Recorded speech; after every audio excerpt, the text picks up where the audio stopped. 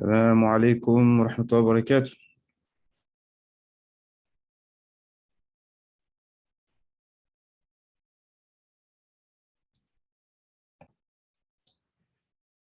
بسم الله والحمد لله والصلاة والسلام على رسول الله.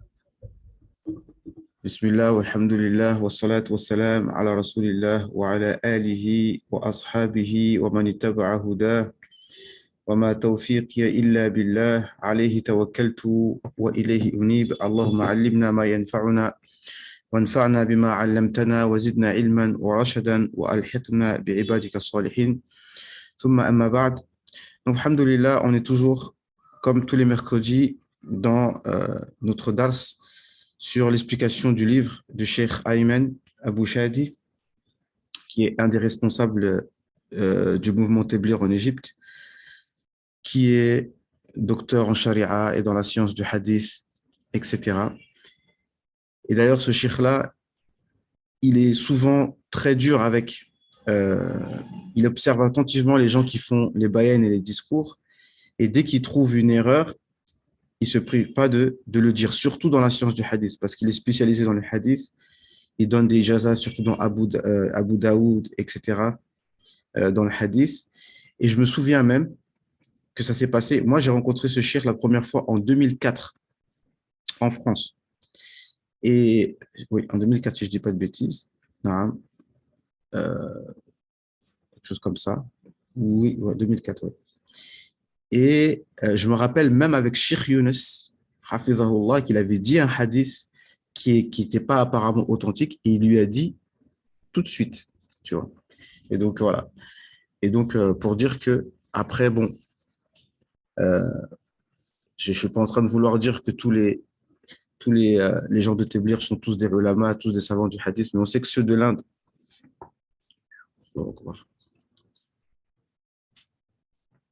attendez, j'ai un souci là. Donc, en bref, je disais que on continue l'explication du livre du Cheikh Ayman sur le mouvement du Tabligh, le livre qu'il a appelé An-Nazratul Ilmiya fi Ahl al-Tabligh wa Da'wa, un regard scientifique sur les gens de Tabligh et de Da'wa. Et en même temps, ça nous permet de voir certains chapitres de Usul Fiqh, du fondement de la jurisprudence, puisque c'est cette science qui nous permet de déterminer ce qui est légiféré et ce qui ne l'est pas. Et c'est cette science qui nous permet de pouvoir tirer des règles à partir du Coran et de la Sunna. C'est les règles de l'interprétation des textes. Donc, on avait vu, donc après avoir parlé de l'innovation, qu'est-ce que c'est pas, on est arrivé dans le cas pratique, dans le fait de déterminer des jours.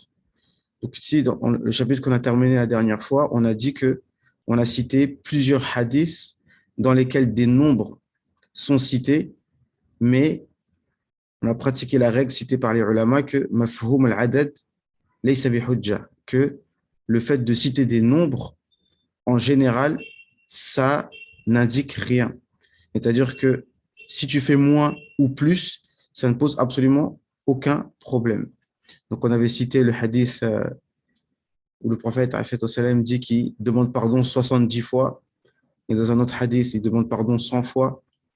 On a cité le hadith où il dit que les signes de l'hypocrite sont au nombre de 4, et dans d'autres versions au nombre de 3. Et on a parlé du hadith de Janaza.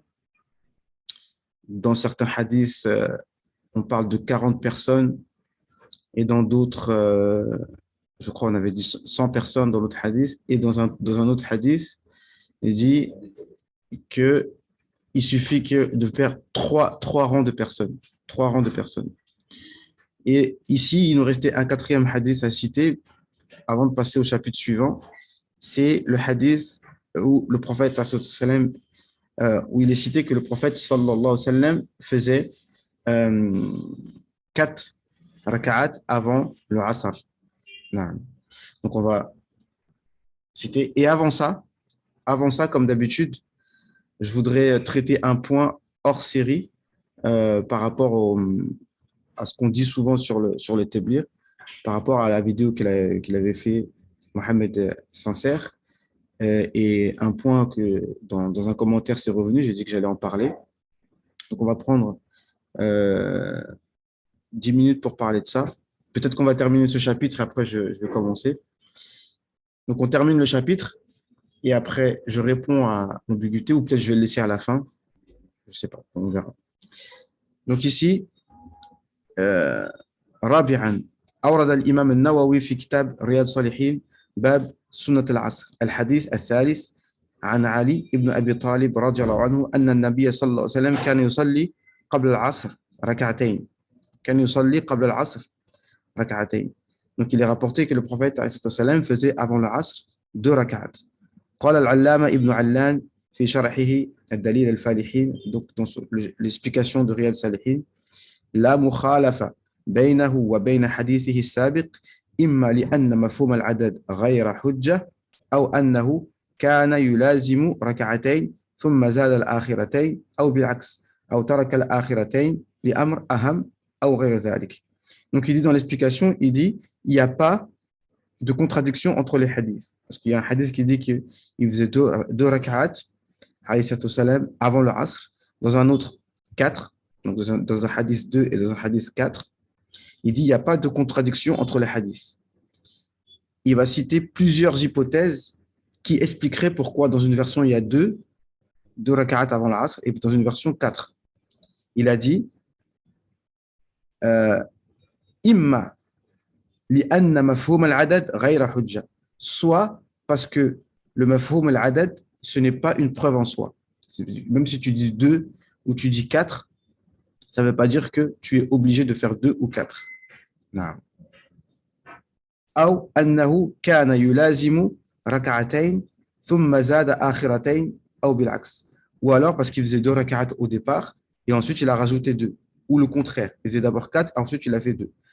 أو ترك الآخرتين لأمر أهم أو لغير ذلك, ou alors il a délaissé les deux derniers, il est resté à 2 rak'at parce que peut-être qu'il avait quelque chose qui était plus important, de prioritaire à faire.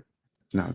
قلت فانظر إلى كلام العلامة ابن علان في تعقيبه على أن النبي صلى الله عليه وسلم صلى قبل العصر ركعتين وفي حديث السابق 4 ركعات. Donc regardez, c'est l'auteur, Cheikh Ayman, qui dit regardez comment dans un hadith il cite les 4 et dans un autre hadith il cite 2. أن ذلك قد يكون لأن مفهوم العدد غير حجة. Ceci, c'est peut-être parce que le mafhoum al-adad n'est pas une preuve en soi.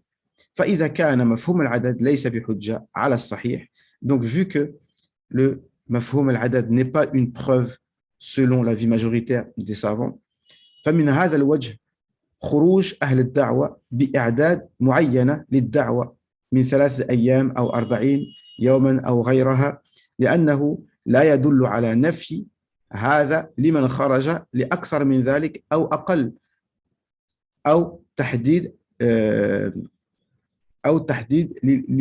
لخروج فيها, لتحديد الخروج فيها. Donc, ça prouve que tu sortes 3 jours, ou 2 jours, ou 4 jours, ou bien 40 jours, ou 38 jours, ou 42 jours, ou 4 mois, ou 3 mois, ou 5 mois, ça ne change rien. نعم. نعم. وذلك لأن العدد من 3 أيام أو 40 يوما أو 4 أشهر لا مفهوم له ولا حجة فيه ولا يفيد الحصر. Parce que tous ces nombres-là, ils n'ont pas de mafhoum. Il n'y a rien à comprendre en fait de ces nombres. C'est ça qu'on dit. La mafhoum lahu, quand on dit qu'on sort 40 jours, il n'y a rien à comprendre vis-à-vis de ces 40 jours. Ça veut dire que ces 40 jours n'ont pas de signification en tant que telle. Il n'y a pas un secret spécial dans les 40 jours, dans les 3 jours, etc. Comme dans les 4 rak'at avant le fa'as ou 2 rak'at, il n'y a pas de secret dans ça. D'accord? Et pareil dans ce qu'on a dit dans le nombre de personnes dans le janaza, qui est 40 personnes ou 100 personnes ou 10 personnes ou 3 rangs. Le nombre n'est pas important dans le hadith. Mais ce qui est important, comme on a cité précédemment, c'est qu'il y ait beaucoup de personnes. On veut exprimer le fait que plus il y a de personnes, mieux c'est. Mais on exprime cela avec un nombre. Comme en français, on dit, il n'y a pas 36 solutions. Quand on dit il n'y a pas 36 solutions, ça veut dire qu'il n'y en a pas beaucoup. Il n'y a pas beaucoup de solutions devant nous. On dit il n'y en a pas 36. Donc voilà. Même dans toutes les langues, je pense qu'il y a cela. Donc, euh, naam. La mafhoum lahu. Et juste pour vous expliquer, donc je fais toujours des remarques pour que vous ayez l'habitude de vous habituer, enfin pour que vous preniez l'habitude de comprendre les paroles des savants. Lorsqu'on vous dit, alors, bi'iznillah, si je trouve le temps, je vous ferai des questionnaires. Alors soyez attentifs à ce que je dis et pour que je sois sûr que vous comprenez ce que je dis. Et j'en avais déjà parlé. Donc on dit la mafhoum lahu. euh, Il n'y a pas de mafhoum, ça veut dire qu'il n'y a rien à comprendre. Ça, c'est des paroles qu'on trouve dans les livres de Usul Fiqh parce qu'on nous dit que normalement, il y a ce qu'on appelle mantouk et il y a le mafhoum. Ça veut dire qu'il y a ce que tu dis, il y a ce qu'on comprend. On cite souvent le hadith, pour un exemple, celui à qui Allah veut du bien, il le rend versé dans les sciences de la religion. Il lui apprend la religion. Man yuridillahu bihi khayran yufaqihu fid din. Donc, en se basant sur le hadith, ça, c'est ce qu'on appelle mantouk. C'est ce qui est cité. Maintenant, le mafhoum, c'est quoi? C'est que celui à qui Allah ne veut pas du bien, il ne lui apprend pas la religion. D'accord? Ça, c'est ce qu'on appelle mafhoum al-mukhalafa. Mais des fois, les textes n'ont pas de mafhoum. Il n'y a rien à comprendre. D'accord? Comme on avait dit que Allah Azzawajal a interdit, surtout aux croyants, mais les croyants ne faisaient pas ça en général, mais en fait, il s'agissait d'un hypocrite qui, Hashakum, qui faisait faire de la prostitution à ses esclaves. Les musulmans, à ma connaissance, ne le faisaient pas. Après, même s'ils le faisaient, bon, ben, c'était par ignorance. Mais ce verset était destiné à un hypocrite qui rendait ses esclaves en prostitution.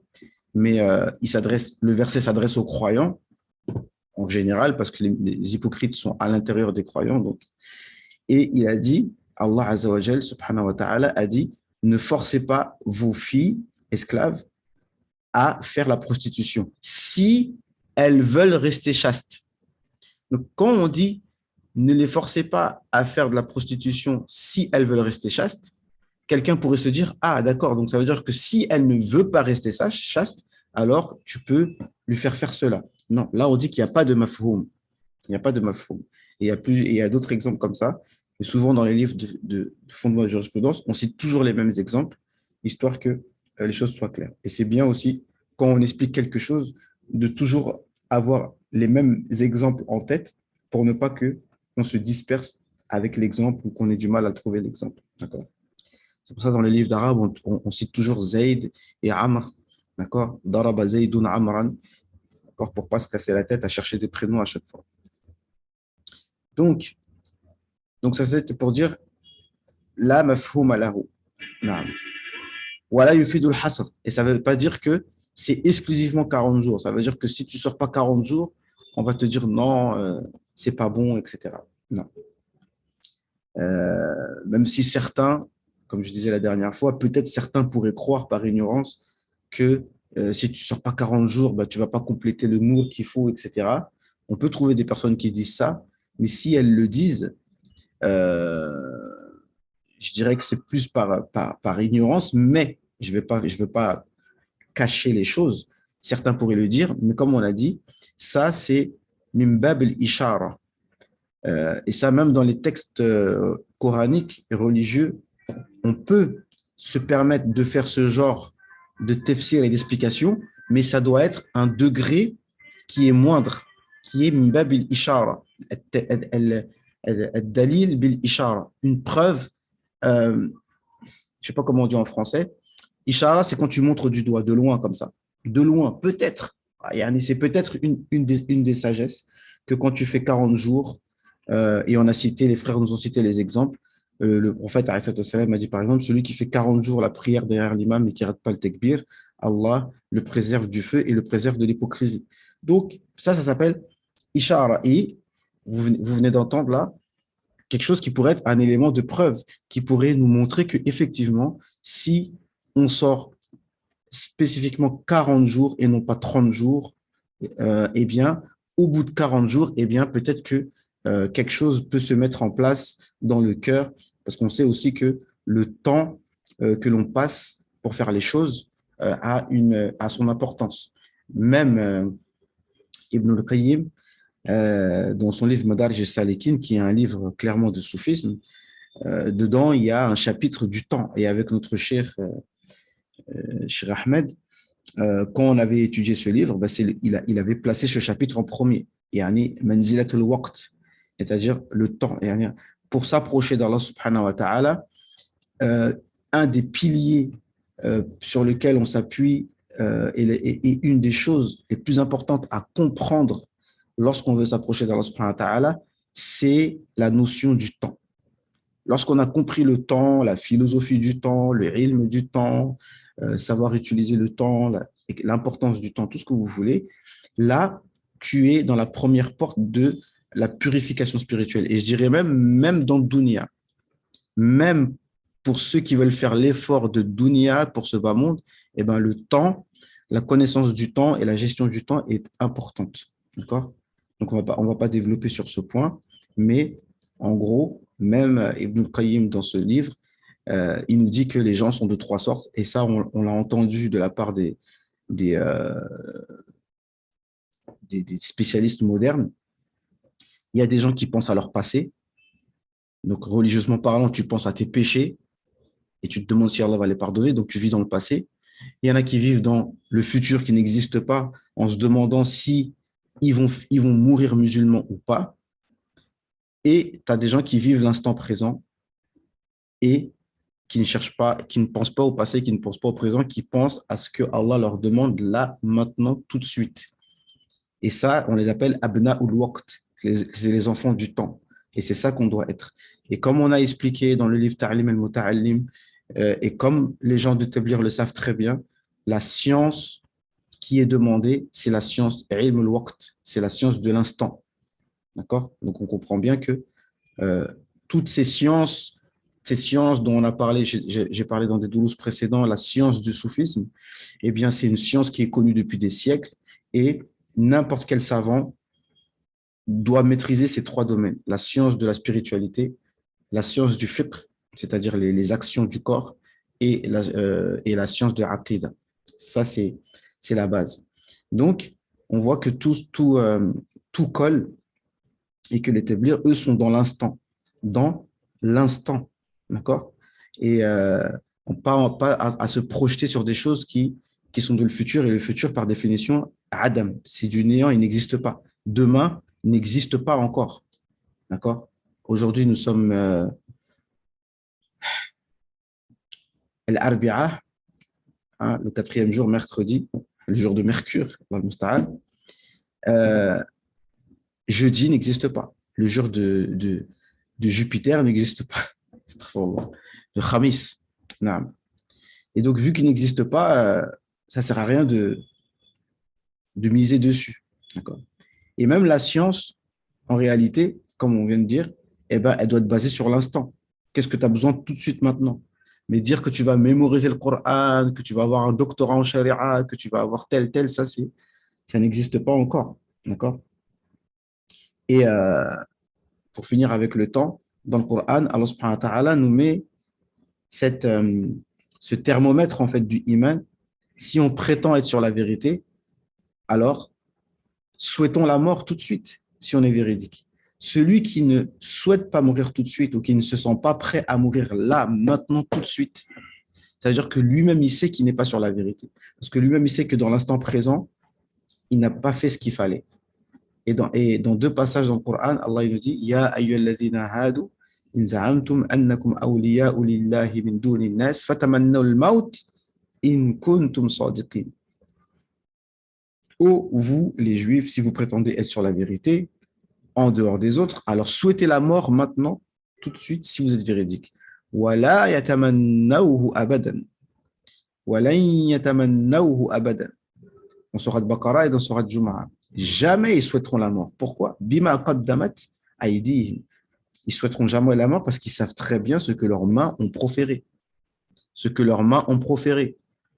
et ce que leurs pieds ont proféré, ce que leur bouche a proféré.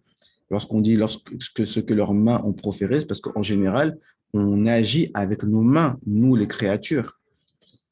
Bref, on va pas, vous voyez ce que je veux dire. Donc, c'est tout simplement pour dire, ils savent les actions qu'ils ont faites, que ce soit avec leurs mains, que ce soit avec leurs pieds, que ce soit avec leur bouche, etc. Donc, tout ça pour dire que nous, on doit être dans l'instant présent et que le temps joue son rôle pour la purification de l'âme. Et souvent, les chouïrs nous disent, euh, pour les shtimars d'ailleurs, c'est ça que je voulais parler, les shtimars qu'il y a annuellement au Bangladesh, où certains nous disent, oui, certains vont d'abord au pèlerinage, c'est même pas un pèlerinage, mais bon, ils vont au Bangladesh pendant 4 mois et ils vont pas à la Mecque. D'accord? On va répondre à ça tout à l'heure, Inch'Allah. Donc, on revient. Euh, donc, voilà, les gens du Téblir n'ont jamais dit que si tu fais 38 jours, eh ben, ce ne sera pas accepté, que ce n'est pas bon. D'accord? وذلك لأن ومن تكلم عليهم بغير كلامهم فقد نسب إليهم خلاف قولهم والله تعالى وكيله ولا ينسب إلى ساكت قول كما هو مقرر عند المنتسبين إلى علم الشرع الشريف. Donc il dit celui qui fait dire aux gens du Téblir ce qu'ils n'ont pas dit, malgré ce que je viens de dire, parce que j'essaye d'être honnête intellectuellement et de ne pas cacher que des personnes pourraient te dire non, parce qu'on l'a vécu, d'accord? Toi, tu vas pour sortir 40 jours, au bout de 30 jours, tu te dis, bon, voilà, il faudrait que je rentre, j'ai des choses à faire et tout. Et je veux dire, non, mon frère, complète les 40 jours, comme ça, Inch'Allah, tu auras de la lumière. Comme ils vont donner l'exemple d'un œuf sous la poule, pour éclore, il faut un certain temps, comme on vient de dire. Au bout de, voilà, un bébé, s'il sort avant 9 mois, il ne sera pas complet. Donc voilà, ils vont te dire des choses comme ça. Mais ça s'appelle Dalil Bil Ishara. On parle avec science ici. D'accord? Bil Ishara, de loin. On n'a pas dit que c'est ça. Mais il y a des éléments qui pourraient te faire dire que 40 jours est mieux que 30 jours. Mais ça ne veut pas dire que c'est ça. Donc celui qui fait dire au Téblir ce qu'ils n'ont pas dit, eh bien, il sera jugé auprès d'Allah subhanahu wa ta'ala. Et il y a une autre règle de fondement de la jurisprudence qui est citée. Et il a dit, cette règle, elle est connue chez ceux qui, en fait, je traduis à ma manière, qui ont senti l'odeur du ilm et qui savent ce que c'est le ilm. Ils savent cette règle qui dit que la yun sabu ila sakitin qawl. Ça fait partie des qawa'id fiqhiyya, des règles de jurisprudence. Pas fondement de la jurisprudence, il y a plusieurs sciences. Il y a usul al-fiqh, les fondements de la jurisprudence, et il y a qawa'id fiqhiyya, les règles, on appelle ça des maximes en fait, des petites phrases comme ça, de règles de jurisprudence. Et parmi ces règles, c'est la yun sabu ila sakin qawl. Celui qui n'a rien dit, tu peux pas lui imputer une parole. Celui qui n'a rien dit, tu peux pas lui imputer une parole. Et cette règle, elle est importante dans le droit, en général et dans le droit islamique, parce que si quelqu'un n'a pas stipulé quelque chose, tu peux pas lui faire dire ce qu'il n'a pas dit et mettre ça et faire valoir ça dans le contrat, d'accord? Donc celui qui n'a rien stipulé, donc tu peux pas lui faire dire ce qu'il n'a pas dit, d'accord? La Yunus Abou, il a Sakitin Qawl. Et c'est aussi la même chose, hein, je reviens sur les sujets par rapport à la Aqidah. Si le prophète sallam n'a pas dit une chose, clairement, toi, tu ne peux pas te baser sur ta compréhension et pour faire dire au prophète sallallahu alayhi wa sallam ce que toi, tu as compris, alors que le prophète sallam n'a pas dit cette chose-là. D'accord? Vous voyez aussi de quoi je veux parler. Ou bien il faut que je sois clair. Hein. Bref, hein, vous savez, ces sujets par rapport à la main d'Allah, etc., le visage d'Allah subhanahu wa ta'ala, eh bien, on emploie ce terme comme il a été employé dans le Coran et dans la Sunna. D'accord? Lorsque tu veux dire que Allah Azza wa Jal, c'est lui qui contrôle tout, eh ben, tu dis Allah Azza wa Jal, il a le monde dans ses mains, il a mon cœur dans ses mains. D'accord? La situation est dans les mains d'Allah subhanahu wa ta'ala. Il n'y a aucun problème sur ça. Tu utilises cette expression comme elle a été utilisée par le Coran et la Sunna. Et d'ailleurs, dans les azkars que nous avons dans notre tariqa, eh bien, on utilise ce genre de terme. Pourtant, nous, on dit que Allah subhanahu wa ta'ala n'a pas la main dans la définition du mot main dans le dictionnaire en français ou en arabe, d'accord? Qui est le membre d'un corps. Mais si c'est pour employer les expressions dans la manière qu'il a été utilisé dans le Coran, on les utilise. Par exemple, on demande dans les doigts, on dit Allahumma tawalla qabda arwahina biyadik. Oh Allah, prends nos âmes de ta propre main.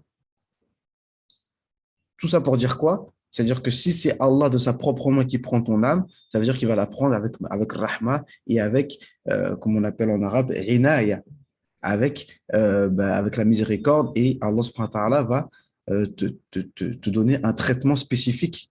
C'est ça que ça veut dire, prends mon âme de ta main. D'accord?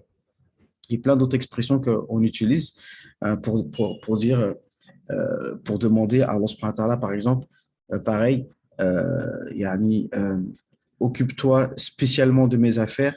Yani, on demande yakun aynuka alayya, que tes yeux soient sur moi. Non, ça, il n'y a pas de problème pour utiliser cela. Mais de faire dire des choses que le prophète sallallahu alayhi wa sallam n'a pas dit, eh ben, c'est pas bon. Là, sabou, il a sakitun qawl. Donc, de dire des vrais, tu rajoutes le mot vrais yeux avec lesquels il voit. Non, ça, c'est en plus. Non.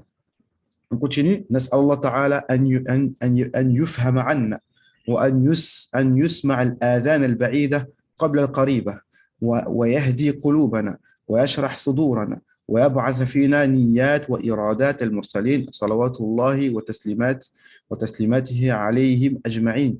Donc, il demande à Allah subhanahu wa ta'ala qui permette aux gens de comprendre et qui fasse entendre aux gens, les gens proches avant les gens loin, et qui nous donne des bonnes intentions, les intentions qu'avaient les prophètes et les envoyés. فلا تبعث بنا الشياطين ببديهيات شرعية ما كانت لتأخذ هذا الحجم من الكلام والبحث.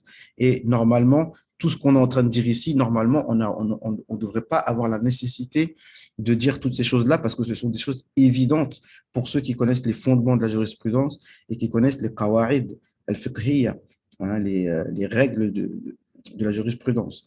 ولولا أنه استفحل أمرها وزاد شررها حتى أوشكت بأوهامها أن تصد أمة النبي صلى الله عليه وسلم عن باذل الجهود لدينه ودعوته. Et si ce n'était pas le fait que la situation a pris de l'ampleur, tous ceux qui traitent les gens de Téblir d'innovateurs, si ça n'avait pas pris une telle ampleur, il n'aurait pas pris la peine de d'écrire toutes ces lignes-là, alors que ce sont des choses évidentes et qui, en réalité, a éloigné beaucoup de gens de faire l'effort pour la religion. ولولا أن أعيننا صارت بحيث تحتاج في إثبات النهار إلى دليل.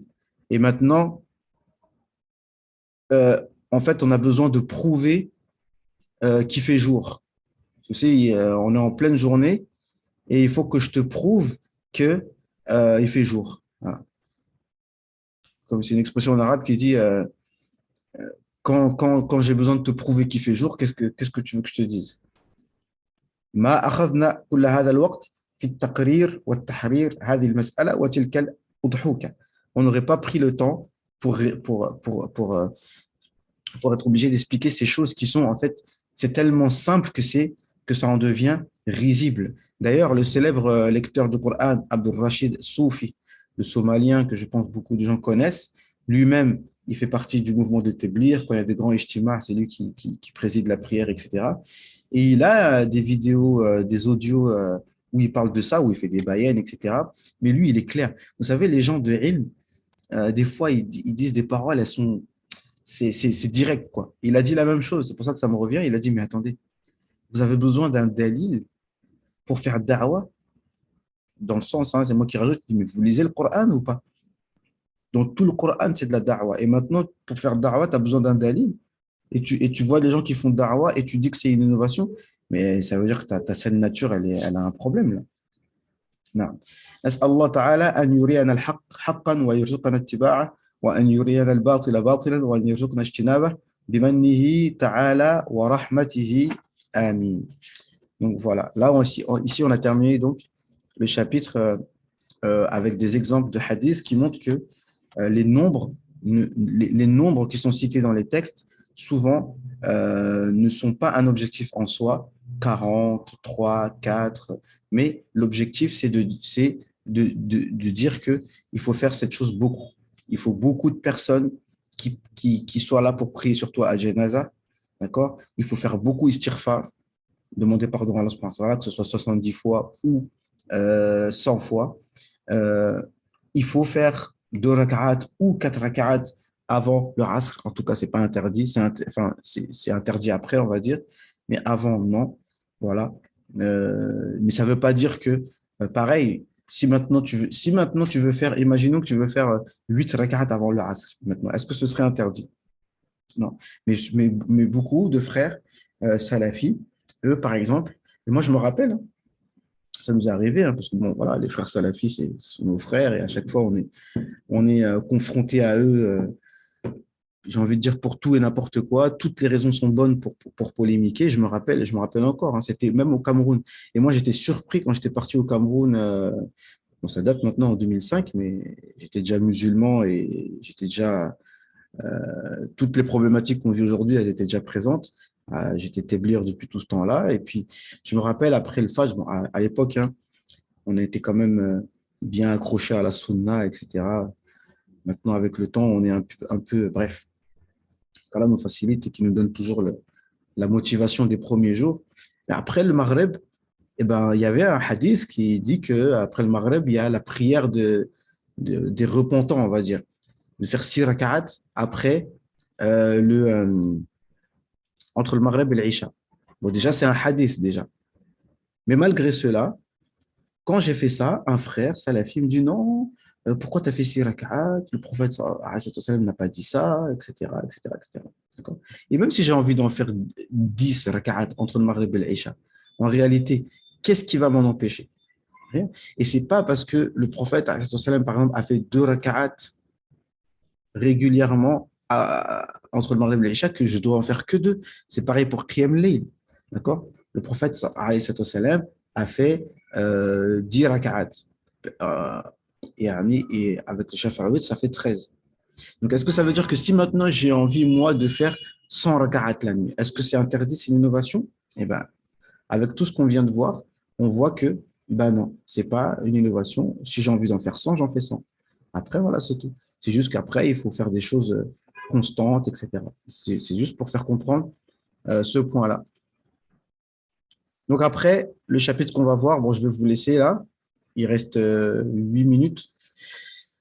On va pas entamer le prochain chapitre, le chapitre qui dit تحديد الأوقات لهذه المقاصد الشرعية من السنة وفعلها الصحابة رضي الله عنهم وبيان ذلك من صحيح البخاري.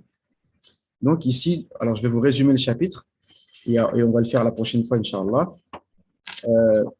C'est que les Sahaba ont, euh, les Sahaba ont, c'est ça que je voulais faire aujourd'hui, mais bon, là on a eu un problème technique, donc on ne va pas le faire.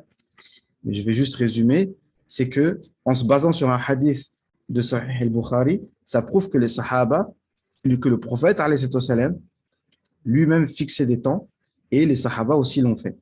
Et ça, c'est le hadith dans Bukhari qui dit que, alors écoutez, euh, que le prophète sallallahu alayhi wa sallam kana yatakhawwaluhum bil maw'idha wal ilm kay la yanfiru.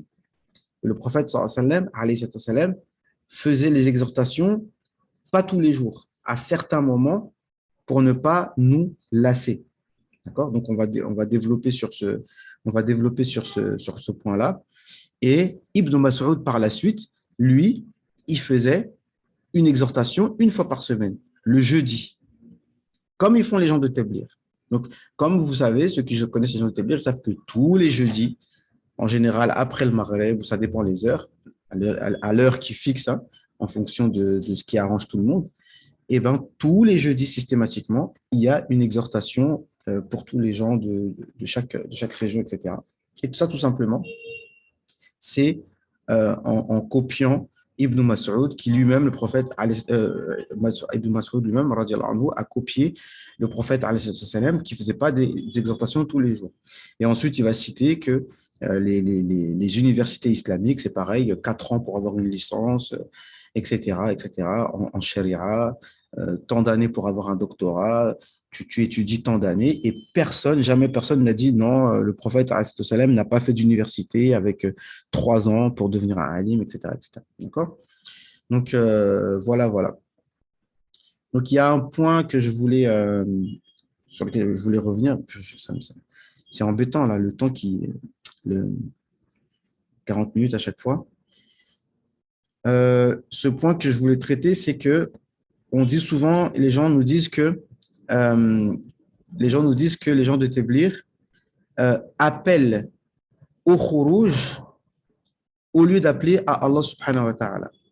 Et que euh, ils donnent la priorité au khuruj par rapport à des actions religieuses comme le pèlerinage, par exemple.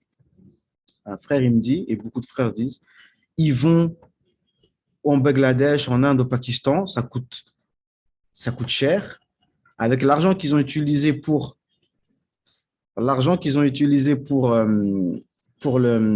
salam alaikum. L'argent qu'ils ont utilisé pour aller au Bangladesh, ils auraient pu l'utiliser pour aller au pèlerinage. Donc ça, on va répondre à ça rapidement. Bon, là, il reste 5 minutes. Si ça coupe, Inch'Allah Ta'ala, on se reconnecte et je termine, Inch'Allah. Donc, par rapport au fait de dire qu'ils appellent au khuruj au lieu d'appeler Allah subhanahu wa ta'ala, c'est une parole qu'ils aiment bien dire. C'est-à-dire que quand les gens du khuruj y viennent, ils disent Ya akhi, viens au khuruj. Ya akhi, viens au khuruj, viens au khuruj. Et ils disent bah, pourquoi tu ne m'appelles pas à Allah au lieu de m'appeler au khuruj? Donc, comme j'ai expliqué précédemment, euh, ceux qui disent ça, c'est une parole qui a l'air vraie et juste, mais qui en vérité n'a pas de sens. Pourquoi? Parce que il faut toujours comprendre que toutes les actions du khuruj, comme on est en train de le prouver à travers ce livre, sont des actions qui amènent à Allah subhanahu wa ta'ala. Tu amènes quelqu'un, quand tu vas en khuruj, c'est pourquoi? C'est pour que la prière soit dans ta vie, que tu t'habitues à rester à la mosquée dans ta vie de tous les jours, que tu t'habitues à faire tes invocations quotidiennes, bref, que tu t'habitues à être un musulman qui s'accroche au livre d'Allah et à la sunna du prophète à travers un minhaj, une méthodologie. Et ça, c'est la même chose que les écoles. Je l'ai expliqué récemment. Ceux qui te disent non, moi je suis un musulman simple, j'ai pas besoin de me dire maliki, j'ai pas besoin de me dire shafiri, moi je suis le Coran et la sunna tranquillement. Ben ça, pareil, ça n'a pas de sens. Parce que pour comprendre le Coran et la Sunna et pour pratiquer le Coran et la Sunna, eh bien, tu as besoin d'avoir une méthodologie. On met en place quelque chose, toujours basé sur le Coran et la Sunna, qui nous permet de pratiquer le Coran et la Sunna. Et ça, c'est en fonction des temps et des endroits. On prend un exemple, je ne sais pas, moi, le Coran. On sait tous qu'on doit lire le Coran. Oui, tu dois lire le Coran. Oui, je sais, je dois lire le Coran. Mais, moi, je prends mon cas personnel. Je voulais apprendre le Coran. Et j'étais avec des personnes, machallah, qui me motivaient. J'avais quelqu'un qui connaissait le Coran, le frère Lahsen Abou Abdillah, qu'Allah le protège, et même le frère Asman Abou Laïth. Mais on était dans notre environnement et on savait pertinemment, parce que, alhamdoulilah, on avait une certaine clairvoyance, parce qu'on avait la motivation du départ, donc on avait une certaine lumière, une certaine clairvoyance qui te dit, si je reste chez moi là comme ça, le Coran, je ne l'apprendrai pas. Alors, il faut que j'aille dans des écoles, que je voyage, que j'aille dans une école, dans un environnement spécifique, là où tout le monde apprend le Coran, tout le monde est là pour apprendre le Coran. Je vais là-bas et là-bas, j'apprendrai le Coran. Sinon, tu ne le feras pas. Pourtant, c'est la même chose. Si lire le Coran, tu pourrais le faire chez toi, dans ton pays. Mais il faut que tu ailles dans un autre pays, que tu te déplaces. Et le khuruj, par principe, tu te déplaces parce que c'est aussi un principe. Quand tu es chez toi, parce que quelqu'un va dire, oh, mais moi, je peux faire un khuruj chez moi, je peux faire da'wah chez moi. Eh ben, c'est pareil. On peut donner l'exemple de l'hôpital. Ben, tu peux te soigner chez toi, mais pourquoi de temps en temps, tu es obligé de rester hospitalisé? D'accord? Et si tu restes chez toi ou tu sors dans la mosquée de ta ville, toutes les 5 minutes, tu vas rentrer chez toi, donc tu ne pourras pas. Ok. Alors que si tu es loin de chez toi, là, il se passe quelque chose. Et ça, c'est les paroles des savants depuis des siècles. Ils l'ont toujours dit. Ils ont dit, et je termine sur ça, après je me reconnecte. Et on a vu ça dans le livre de Ta'lim al-Muta'allim. Celui qui ne veut pas voyager pour apprendre la science, parce qu'il ne veut pas laisser sa famille, alors il va falloir que tu patientes sur deux choses, sur une des deux. Soit tu patientes sur le fait d'être loin de ta famille, soit tu patientes sur le fait de rester ignorant. Choisis. Il faut choisir un des deux. Mais tu ne peux pas avoir les deux. Tu es proche de ta famille, tranquille avec tes proches, avec ta famille, ta maman, machallah, ton papa, tes frères, tes sœurs, tes amis. Et en même temps, tu apprends le ilm et en même temps, tu purifies ton cœur, parce que c'est les deux qui sont importants. Ou soit tu veux purifier ton cœur et avoir le ilm, parce que les deux sont liés, on ne doit pas faire la différence entre les deux. Tu veux purifier ton cœur et ton âme, et tu vas apprendre la science utile, mais tu veux rester chez toi, ça ne marche pas comme ça. Et ça, c'est bien avant l'établir que ces paroles elles étaient connues. Donc, il faut sortir de son environnement pour aller pouvoir purifier son cœur afin d'apprendre la science utile. Donc, on se reconnecte, Inch'Allah Ta'ala, pour terminer sur ce point, Inch'Allah, et puis après, on va se parler un petit peu, si vous voulez bien. Allez, à tout de suite, Inch'Allah.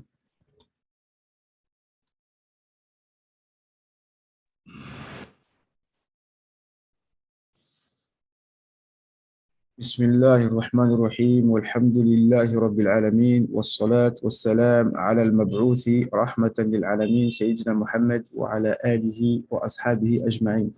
Donc, pour terminer, Inch'Allah Ta'ala, pour répondre à l'ambiguïté qui dit que les gens du Tablir appellent au Tablir au lieu d'appeler à Allah Subhanahu wa Ta'ala. Et ça, c'est très répandu chez les gens de dire moi, je suis un musulman simple, je ne veux pas m'affilier à un groupe, on n'est pas obligé de s'affilier à un groupe pour être un musulman, etc., etc. Et cetera. Et ça, j'ai expliqué dans une vidéo qui va paraître prochainement, Inch'Allah. J'ai expliqué ce point en détail, en fait, comme quoi ça n'a pas de sens et qu'on est obligé dans la vie de se classifier.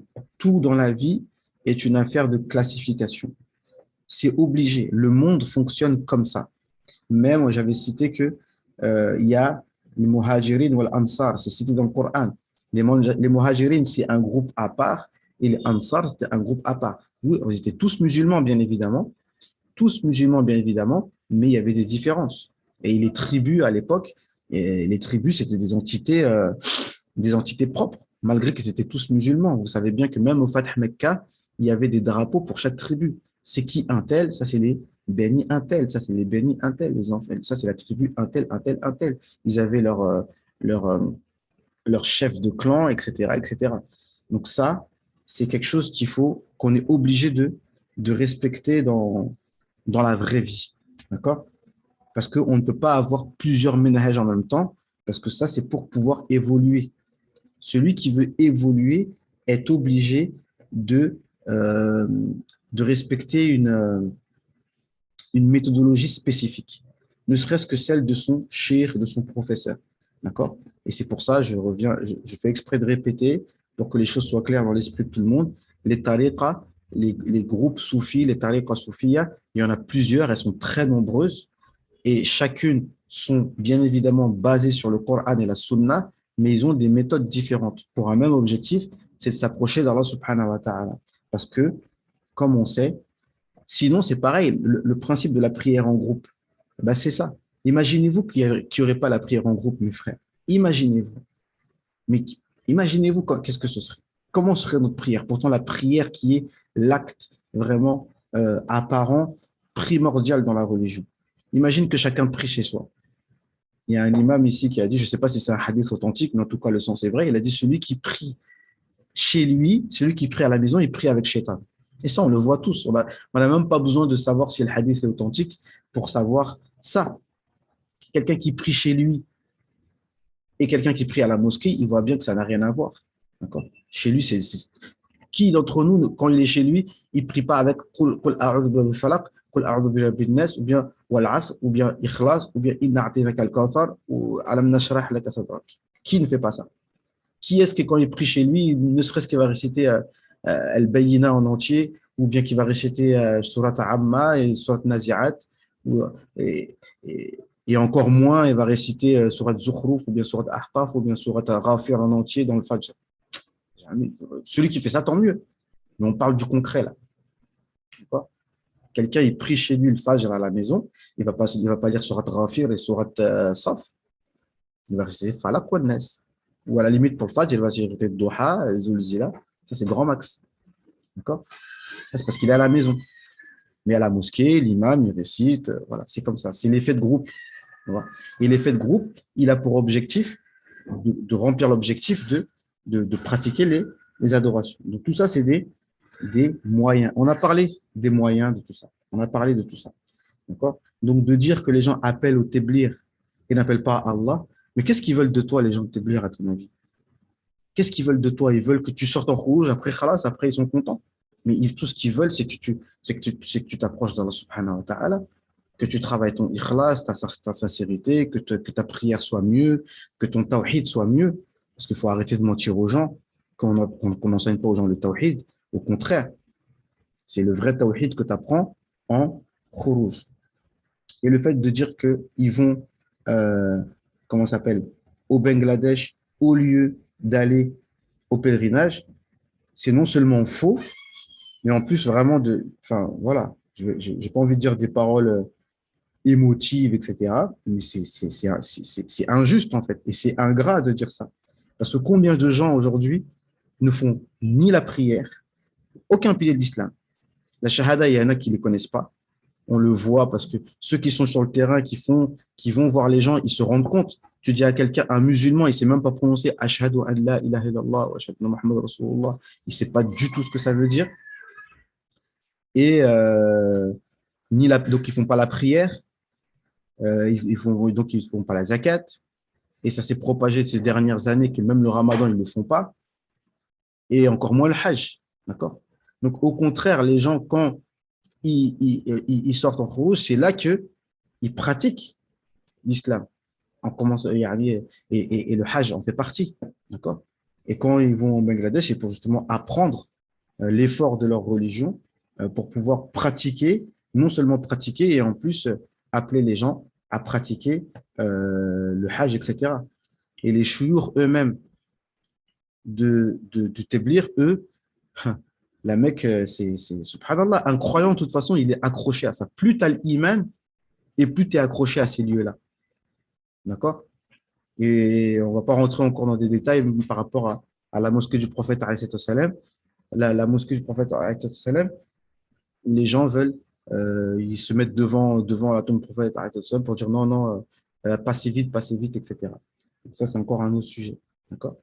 Donc, vous n'allez pas donner des leçons aux gens d'amour de l'islam, d'amour des rites de l'islam, etc. Au contraire. D'accord? Donc, ces gens-là, ils sont là pour faire revivre le dîn et faire revivre l'effort de la religion.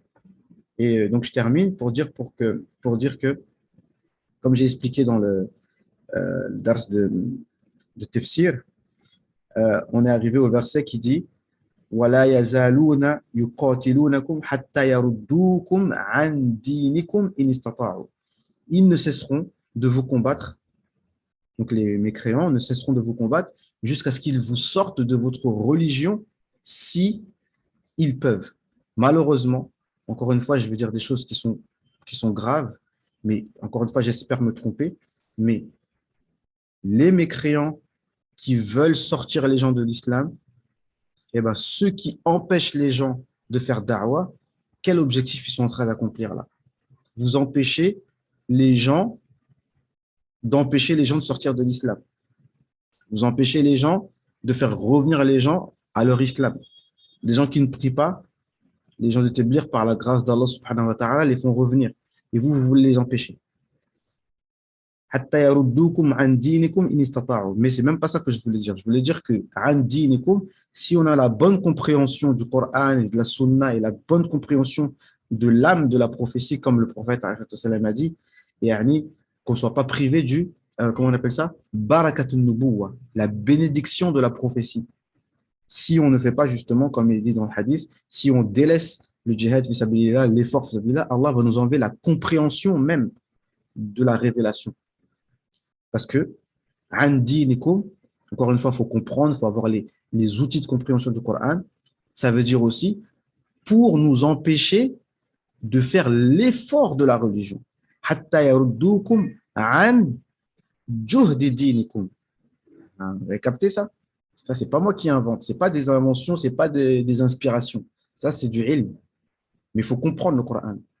Hatta yaruddukum an dinikum in istata'u. Donc, pour faire sortir les gens de la religion, eh ben, il faut déjà empêcher les musulmans de faire l'effort de la religion, de faire les causes pour que les gens soient. Parce que quelqu'un qui appelle à l'islam, tu auras beaucoup plus de mal de le faire sortir de sa religion que quelqu'un qui est juste musulman comme ça et qui pratique juste. Mais celui qui pratique et qui appelle à Allah subhanahu wa ta'ala, lui, il est protégé et bi'iznillah, il ne sortira pas de la religion. D'accord?